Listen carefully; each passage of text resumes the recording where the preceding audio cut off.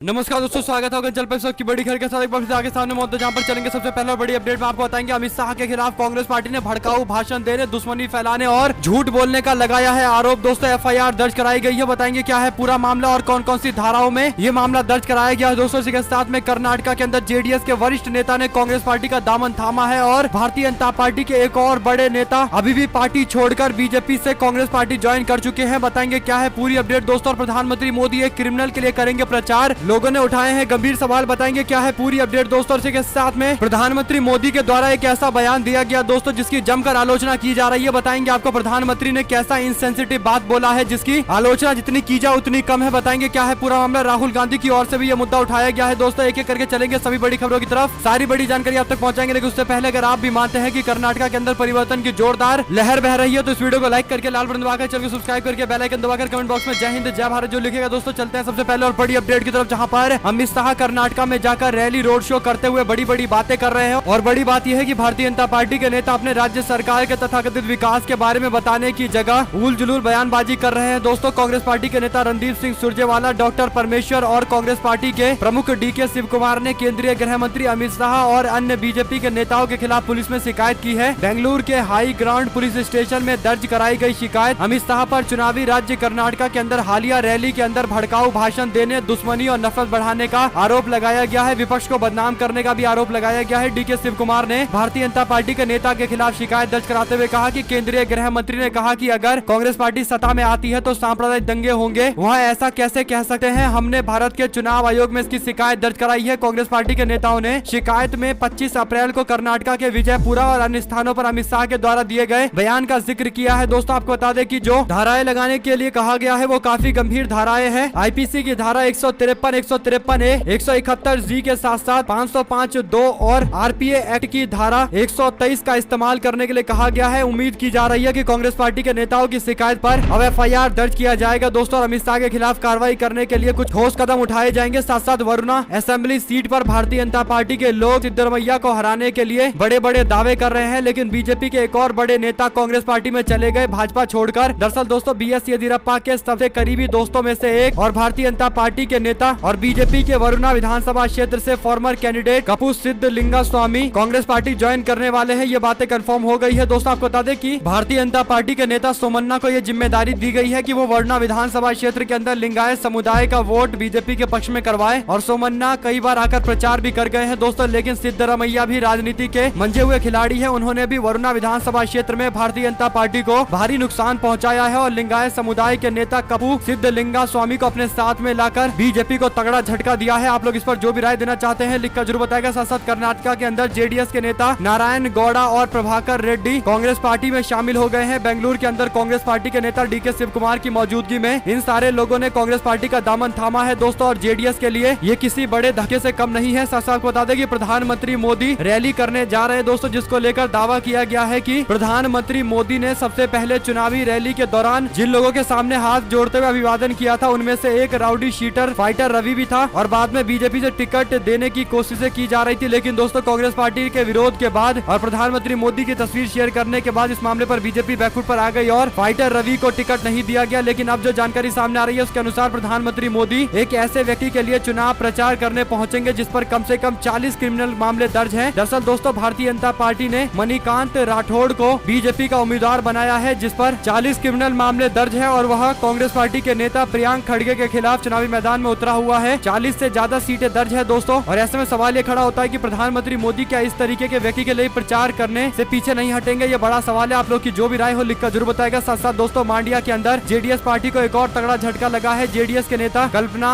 सिद्धराजू ने Bharatiya Janata party join कर ली है और जेडीएस के कई सारे नेता अन्य पार्टियों में भी जा रहे हैं दोस्तों। आप लोग किस पर जो भी राय हो लिखकर जरूर बताएगा। साथ साथ आपको बता दें कि कर्नाटक के अंदर पार्टी के कार्यकर्ताओं को संबोधित करते हुए अमित शाह ने कहा कि भारतीय जनता पार्टी के खिलाफ कांग्रेस पार्टी इस बार उधार के नेताओं से लड़ाई लड़ रही है। दरअसल दोस्तों अमित शाह का निशाना जगदीश शेट्टार को लेकर था। दरअसल भाजपा के नेताओं को समझ में आ गया है कि जगदीश शेट्टार कांग्रेस पार्टी में चले गए हैं तो इससे बीजेपी को भारी नुकसान पहुंचेगा। इसीलिए जगदीश शेट्टार को उधार का नेता बता रहे और कांग्रेस पार्टी को उधार का नेता लेकर चुनावी मैदान में उतरने वाली पार्टी बताया जा रहा है। आप लोग की जो भी राय हो लिखकर जरूर बताएगा। साथ साथ दोस्तों अमित शाह ने आरक्षण को लेकर बड़ा बयान देते हुए कहा था कि मीडिया वालों से पूछा था कि आप बताइए कि आरक्षण अगर मुझे किसी समुदाय को देना है तो किसके आरक्षण से काटूं? क्या मुस्लिम समुदाय को आरक्षण किसी अन्य समुदाय के आरक्षण को कम कम करके नहीं दिया जाएगा तो कैसे दिया जाएगा, ये सवाल पूछा गया है दोस्तों। जिसके बाद सिद्धरमैया बोले, कहा हम सारे समुदाय के लोगों को आरक्षण देंगे क्योंकि हम आरक्षण की लिमिट को बढ़ा देंगे। इस पर बीजेपी के लोग काफी बुरी तरीके से भड़क गए हैं। दरअसल दोस्तों सिद्धरमैया के कार्ड के बाद बीजेपी की नेत्री शोभा जो केंद्रीय मंत्री भी है, उन्होंने कहा कि आरक्षण को 50% की लिमिट से बाहर नहीं किया जा सकता, यानी अब आरक्षण नहीं बढ़ाया जा सकता। इस पर सिद्धरमैया ने वीडियो शेयर करते हुए कहा, तो इसका मतलब क्या भारतीय जनता पार्टी की केंद्रीय मंत्री शोभा जी ने मान लिया है कि भारतीय जनता पार्टी लोगों को मूर्ख बना रही है, लोगों को आरक्षण देने के नाम पर केवल मूर्ख बना रही है। आप लोग की जो भी राय हो लिखकर जरूर बताएगा दोस्तों। और सिद्धरमैया की इस बात पर क्या कुछ कहना चाहते हैं लिखिएगा जरूर। साथ साथ महाराष्ट्र में जारी राजनीतिक हलचल के बीच एनसीपी के प्रमुख शरद पवार ने कहा कि रोटी पलटने का समय आ गया है। पूर्व मुख्यमंत्री शरद पवार ने ये बयान ऐसे समय में दिया है जब उनके भतीजे और एनसीपी के नेता अजीत पवार के अगले राजनीतिक कदम को लेकर कई अटकलें चल रही है दोस्तों। अजीत पवार के एनसीपी की बैठक में शामिल न होने पर कहा जा रहा था कि हो सकता है कि वो कुछ विधायकों को लेकर बीजेपी से हाथ मिला सकते हैं, लेकिन तमाम अटकलों को खारिज करते हुए शरद पवार ये दावा कर रहे हैं कि रोटी पलटने का समय आ गया है। किस तरीके की रोटी पलटनी है ये अपने आप में बड़ा सवाल है दोस्तों, क्योंकि शरद पवार जिस तरीके के नेता है वो खुलकर कोई बात बताएंगे नहीं, लेकिन इशारों में बड़े संकेत जरूर कर देंगे। आप लोग इस बारे में क्या कुछ कहना चाहते हैं लिखकर जरूर बताएगा। साथ साथ बेंगलुरु सिटी के अंदर कर्नाटक में सर्वाधिक विधानसभा क्षेत्र वाले बेलगावी जिले के अंदर स्थानीय मुद्दों की अपेक्षा लिंगायत राजनीति छाए रहने के कारण बीजेपी और कांग्रेस पार्टी के बीच में जबरदस्त मुकाबला है दोस्तों। लेकिन सीमा संबंधित मामलों को लेकर महाराष्ट्र एकीकरण समिति कुछ सीटों पर इन दोनों दलों को भारी नुकसान पहुंचा सकती है। सीमावर्ती बेलगावी जिले के अंदर 18 विधानसभा क्षेत्र है। यह जिला लिंगायत बाहुल्य जिला है। पिछले 2 दशकों से बीजेपी का गढ़ रहा है। पिछले 3 चुनावों की तरह अधिकतर विधानसभा क्षेत्र बीजेपी और कांग्रेस पार्टी के बीच मुकाबले वाली यहीं पर रहती है। केवल 5 सीटें शिवसेना, राष्ट्रवादी कांग्रेस पार्टी समर्थित महाराष्ट्र एकीकरण समिति उन्हें नुकसान पहुंचा सकती है। इन सीटों पर स्थानीय उम्मीदवार खड़ा किया जा रहा है दोस्तों। कुल मिलाकर 5-6 सीटें ऐसी है जहां पर बीजेपी को नुकसान बताया जा सकता है, क्योंकि ये वो क्षेत्र है जहां पर बीजेपी को सबसे ज्यादा सीटें जीतनी पड़ती है। अगर वह कुछ सीटें भी कम हो जाए तो उसकी सरकार बनना लगभग असंभव हो जाता है। और ऐसे में दोस्तों महाविकास अघाड़ी गठबंधन से समर्थित संगठन भी अपने उम्मीदवार उतारकर बीजेपी की मुश्किलें तो बढ़ा ही रहा है। मगर प्रधानमंत्री मोदी को मजाक नहीं उड़ाना चाहिए था। प्रधानमंत्री मोदी एक चुटकुला सुनाते सुनाते सारे लिमिट पार कर गए दोस्तों। कांग्रेस पार्टी के नेता राहुल गांधी ने प्रधानमंत्री मोदी पर आत्महत्या करने वाले बच्चों का मजाक उड़ाने को लेकर निशाना साधा है। उन्होंने ट्वीट करते हुए लिखा कि हजारों परिवार आत्महत्या के कारण अपने बच्चों को खो देते हैं। प्रधानमंत्री जी को उनका मजाक नहीं उड़ाना चाहिए। असल में प्रधानमंत्री जी ने न्यूज चैनल रिपब्लिक के कार्यक्रम में बोलते हुए चुटकुला सुनाया। चुटकुला में आत्महत्या का जिक्र आया दोस्तों, जिस पर प्रधानमंत्री जोक सुना रहे थे। और प्रियंका गांधी ने भी ट्वीट करते हुए लिखा कि डिप्रेशन, आत्महत्या खासकर युवाओं में है, कोई हंसी का विषय नहीं है। एनसीआरबी के आंकड़ों के मुताबिक 2021 में 1,64,033 भारतीयों ने आत्महत्या की है, जिनमें से बड़ी संख्या में मरने वाले लोगों की उम्र 30 साल से कम है। यह एक त्रासदी है, कोई मजाक नहीं है। प्रधानमंत्री मोदी के द्वारा जो जोक मारा गया है दोस्तों, जो चुटकुला सुनाया गया है, इसकी जमकर आलोचना की जा रही है। आप लोग लिखकर जरूर बताएगा। साथ साथ बेंगलुरु के अंदर कांग्रेस पार्टी में शामिल हुए जेडीएस के नेता बोले, जेडीएस पार्टी मात्र एक परिवार की पार्टी बनकर रह गई है, इसमें अब कुछ भविष्य में बचा नहीं है। साथ साथ दोस्तों कर्नाटक विधानसभा चुनाव को लेकर प्रधानमंत्री मोदी ने अपने कार्यकर्ताओं को संबोधित किया है। कर्नाटक विधानसभा चुनाव में जीत हासिल करने के लिए और सत्ता में वापसी करने के लिए बीजेपी के लोग पूरा जोर आजमाइश कर रहे हैं। प्रधानमंत्री मोदी इस दौरान अपने पार्टी के कार्यकर्ताओं को डिजिटल मीडियम से संबोधित करते दिखाई दिए हैं। आपको बता दें कि प्रधानमंत्री मोदी अपने संबोधन में कहते हैं कि हमें किसी लालच में नहीं आना चाहिए, हमें रेवड़ियों के चक्कर में नहीं पड़ना चाहिए, हमको विकास के लिए वोट करना चाहिए। और जो लोग सरकार पाने के लिए साम दाम दंड भेद का इस्तेमाल कर रहे हैं, उनके खिलाफ हमारी लड़ाई है। कुल मिलाकर दोस्तों प्रधानमंत्री मोदी जितनी भी बातें कर रहे हैं, अगर आप उन बातों पर गौर फरमाएंगे तो आपको पता चल जाएगा कि कौन सी पार्टी ऐसा कर रही है और वही पार्टी कैसे जनता को, अपने कार्यकर्ताओं को भाषण दे रही है। आप लोग की जो भी राय हो लिखकर जरूर बताएगा। साथ बेंगलुरु के अंदर संयुक्त किसान महापंचायत हुई है। जारी हुआ है किसानों का मांग पत्र, बीजेपी को हराने का आह्वान किया गया है। दरअसल दोस्तों संयुक्त किसान मोर्चा और कर्नाटक के प्रमुख राज्य स्तरीय किसान संगठनों ने बुधवार को बेंगलुरु के अंदर संयुक्त किसान मोर्चा का आयोजन किया है। इसमें 200 से अधिक किसानों के नेता मौजूद रहे। 20 से अधिक किसान संगठनों के कार्यकर्ताओं ने भाग लिया है। संयुक्त किसान मोर्चा के वरिष्ठ नेता श्री हन्ना मोल्ला और योगेंद्र यादव, श्रीमती कविता कुरिंगती और अविका शाह ने पंचायत को संबोधित करते हुए पंचायत की शुरुआत शहीद किसानों को श्रद्धांजलि देते हुए की है और अपने अधिकारों की लड़ाई लड़ने के लिए किसानों से आह्वान करते हुए भाजपा के खिलाफ मोर्चा खोलते हुए बीजेपी को वोट न देने की अपील की है। यानी दोस्तों किसान मोर्चा की ओर से ये जो अपील की गई है, इसका कितना असर पड़ेगा आने वाले दिनों के अंदर स्पष्ट हो जाएगा। लेकिन एक बात तय है कि किसान मोर्चा बीजेपी को नुकसान पहुंचाने की कोई कसर नहीं छोड़ रहा है दोस्तों। और भारतीय जनता पार्टी को यही समझना पड़ेगा कि किसान मोर्चा की मांगे अगर नहीं मानेंगे तो इसी तरीके से विरोध होता रहेगा। साथ साथ कर्नाटक के विधानसभा चुनाव होने से अब 17 दिन का समय बचा हुआ है। ऐसे में राज्य की राजनीति गर्मा गई है। पूर्व मुख्यमंत्री सिद्धरमैया ने हाल ही में एक ऐसा बयान दे दिया है जो बीजेपी को कांग्रेस पार्टी पर निशाना साधने का मौका दे रही है। दरअसल सिद्धरमैया के बयान पर बसवराज बोम्मई बोले, कहा जो बयान उन्होंने दिया है वो पूरे समुदाय का अपमान है, पूरा समाज इस बार उन्हें जवाब देगा। देखते हैं दोस्तों इससे किस तरीके का असर पड़ता है। वहीं पर 5 चुनाव हारने के बाद मायावती ने बदली अपनी रणनीति, नई सोशल इंजीनियरिंग के साथ इस बार मैदान में आई है। उन्होंने इस बार ब्राह्मणों की जगह मुस्लिम समाज के लोगों को चुना है, यानी इससे पहले अल्पसंख्यक समुदाय के लोगों को थोड़ा किनारा करते हुए बीएसपी ने ब्राह्मण और दलित समाज का समीकरण बनाकर राज्य में अपनी स्थिति को मजबूत करने की कोशिश की थी, लेकिन पिछले 2 विधानसभा चुनाव में ज्यादा सफलता नहीं मिली है और उसके बाद अब मायावती ने फैसला लिया है कि इस बार वह दूसरे सामाजिक समीकरण के साथ जाएंगी। दोस्तों इसका असर देखने को मिल रहा है। दरअसल निकाय चुनाव में जो टिकट बांटे गए हैं बसपा के अंदर, उसमें ज्यादातर अल्पसंख्यक समुदाय और दलित समुदाय के लोगों को टिकट दिया गया है। आप लोग की इस पर जो भी राय हो लिखकर जरूर बताएगा। जुड़े दोस्तों का बहुत बहुत धन्यवाद। देख रहे थे आपको अपना चैनल जय हिंद जय भारत।